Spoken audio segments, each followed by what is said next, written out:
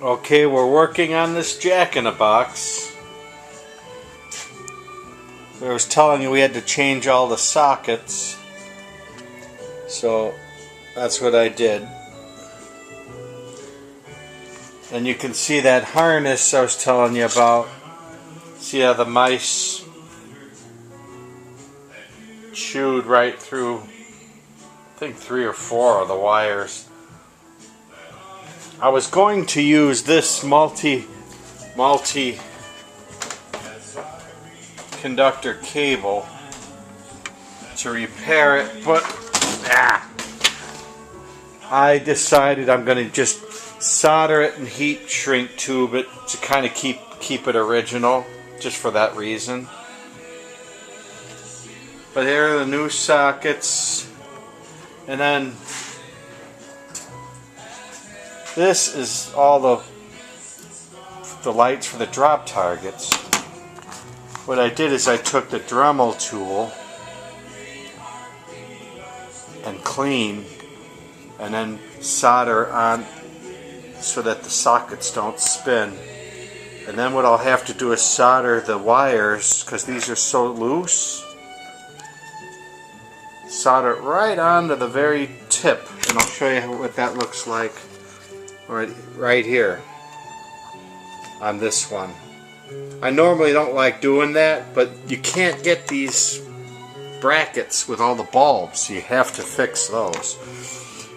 To me, it's a lot less work just to change the socket out than mess with it, but something like this, you got to figure something out to make it work. So that's the solution. But you have to grind it with the Dremel tool so that the solder will stick. And you need high heat to do these. A regular soldering iron won't work. You need a bad boy like this. And this came from electrical windings. And this thing will solder. And it's perfect for sockets too, when you want to get some high heat so that solder will melt onto the socket. And that's what I use, and it really helps. Just hold it on there. This thing gets very hot. It takes 10 minutes to heat up, and then there's a little tray it sits in. That's a lifesaver. I don't know where you can get them, to be honest with you. If you can find one and you restore a lot of pinball machines like I do, definitely on your tool list. Let's see, that's about it. All the inserts are clean. Now I'm going to be cleaning this disc here, the score for the bonus. Drop target unit was in bad shape. We can show you over here.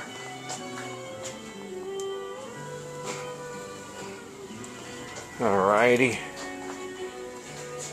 What they did, they used a piece of solid copper as a shaft to hold all the drop targets in.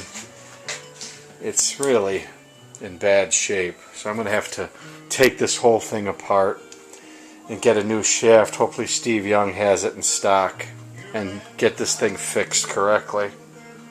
I don't want to open the machine up once this thing's done, but you can see the water damage, so I'm going to go over it real well so we have a decent drop target bank. So it's coming along.